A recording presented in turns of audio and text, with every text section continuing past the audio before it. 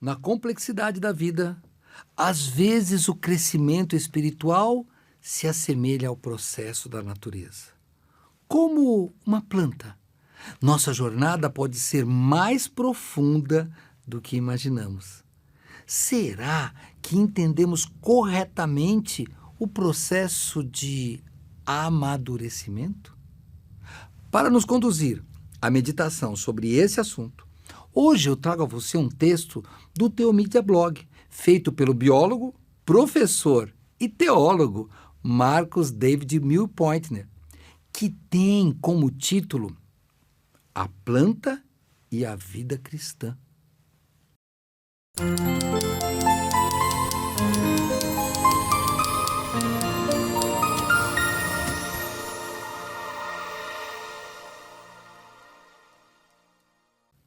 Comparar a vida cristã a uma planta não é algo novo. Na verdade, a própria Escritura faz assim. Porém, eu vou começar com a conclusão, pois ela é a parte mais importante. Não menospreze a ação de Deus em sua vida. Nesse momento, acabo de voltar de uma caminhada ao redor do quarteirão. É um trajeto curto, que leva cerca de 15 ou 20 minutos. Eu fui andando bem devagar, refletindo sobre as coisas da vida. Eu moro em uma cidade muito urbana, com muita poluição atmosférica.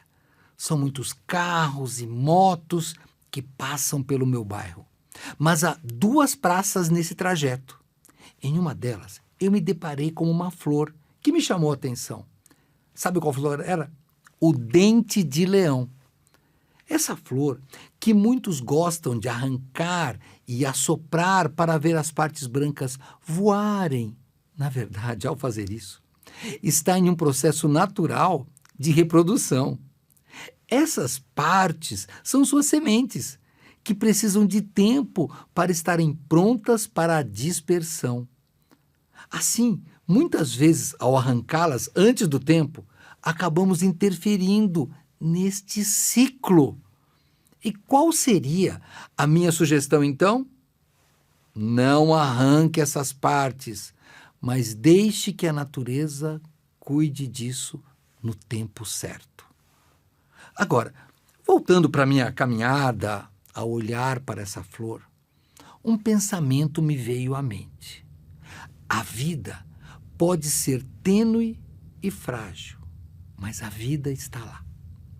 Esse pensamento não é novo. Na verdade, ele me lembrou de um sermão de John Newton, chamado Crescimento na Graça, publicado pela editora Pez. Nele, Newton usa o texto de Marcos, capítulo 4, verso 28, para falar sobre a vida espiritual, comparando-a ao desenvolvimento de uma planta. Leia comigo. A terra, por si própria, produz o grão. Primeiro o talo, depois a espiga, e então o grão cheio da espiga. Evangelho segundo Marcos, capítulo 4, verso 28. Dessa forma, nos é explicado que nossa vida espiritual tem estágios, tal como uma árvore frutífera que ela é plantada, cresce e dá seus frutos. A planta observada hoje está em seus estágios iniciais de reprodução, mas há muita vida dentro dela. No Salmo 1, somos comparados a uma árvore. Vamos ler? Ele é como árvore plantada junto a correntes de águas, que no tempo devido dá o seu fruto, e cuja folhagem não murcha, e tudo quanto ele faz será bem-sucedido. Salmos, capítulo 1, verso 3. Para as plantas, a água é essencial, assim como o gás carbônico, para que elas realizem a fotossíntese. Esse processo é vital para a sobrevivência da planta, pois ela produz seu alimento, que é a glicose. Da mesma forma, nós também dependemos de uma fonte eterna. Lá no Evangelho de João, Jesus diz assim: Jesus respondeu: Quem beber desta água terá sede outra vez, mas quem beber da água que eu lhe der, nunca mais terá sede. Pelo contrário, a água que eu lhe der se tornará dele uma fonte de água a jorrar para a vida eterna. João capítulo 4, versos 13 e 14. Jesus é o nosso suprimento eterno, a nossa água viva. Ele nos deu vida mesmo quando estávamos mortos em nossas transgressões. Vamos ler na Bíblia.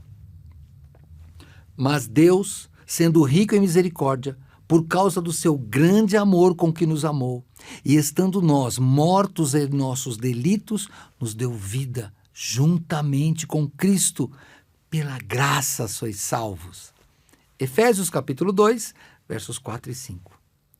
Não menospreze isso, não menospreze o tempo. Repare que no versículo que vimos acima de Salmos, capítulo 1, verso 3, o salmista afirma que esta árvore dá fruto no tempo certo. Muitas vezes, nós atropelamos o tempo, tentando antecipar ou retardar eventos. Somos especialistas em querer tomar as rédeas da nossa vida e acabar atrapalhando o curso natural das coisas. Embora a nossa vida espiritual esteja nos estágios iniciais, sempre haverá sinais dessa vida em nosso cotidiano. Ao começar a andar com Jesus, ainda não sabemos muito sobre ele, mas já sabemos o essencial. Ele é o nosso mestre e o nosso salvador.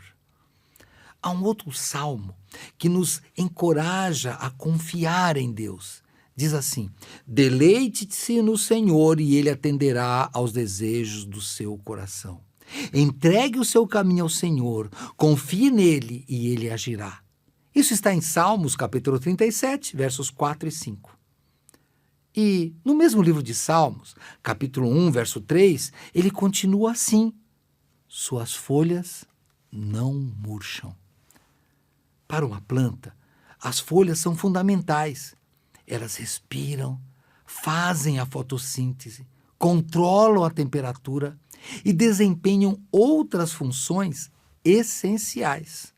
Durante o verão, as plantas produzem glicose para armazenar energia, garantindo sua sobrevivência no outono, quando perdem as folhas. E nós?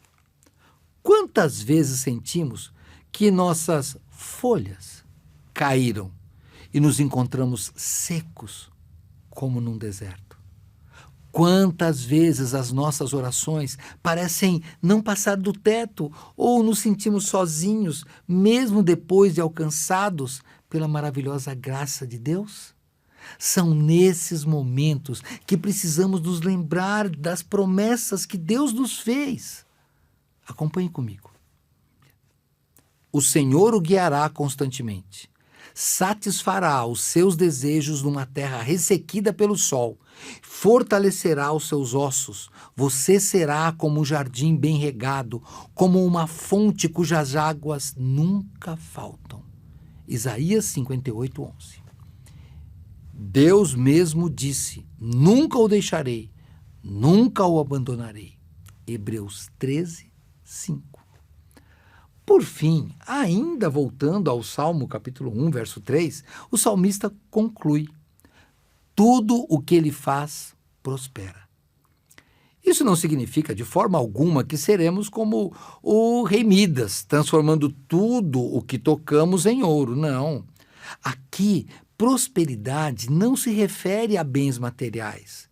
No início do Salmo, aprendemos que a pessoa bem-aventurada encontra o prazer na palavra de Deus e tem a sua vida aprovada pelo Senhor Deus. Estas são as verdadeiras marcas de uma vida bem-sucedida diante de Deus. Hoje, pode ser que muitas coisas estejam erradas na sua vida, mas nunca se esqueça das divinas palavras do Senhor Jesus. Ele disse: eu estarei sempre com vocês até o fim dos tempos. Isso está em Mateus 28, 20. E este foi mais um post do Teu Mídia Blog. E certamente temos mais alguma coisa para te ajudar a florescer na sua vida cristã. Já leu o texto da Gilmara Bianchini, que fala sobre temporalidade, a perfeição de Cristo na administração do tempo? Ou então, já ouviu aquele belo texto do Marcos, autor de hoje, cujo nome é Frutos, o que revelam sobre a sua vida? É bem fácil você encontrar. Confira lá, teomedia.blog.br, ou digite aí na lupinha do seu streaming de música, o seu agregador de podcast.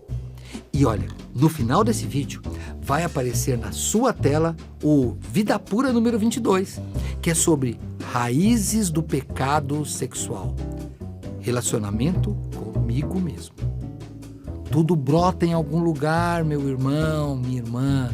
Por isso, eu venho indicar materiais bons para a sua edificação, para que você finque as raízes na verdade e em Cristo. Afinal, você sabe, tudo o que você deseja saber sobre vida cristã e sobre como crescer na fé, você encontra num lugar só, aqui no Teu Mídia, nas nossas playlists do YouTube, no nosso podcast, em toda a nossa plataforma. Nos vemos na semana que vem. Deus te abençoe.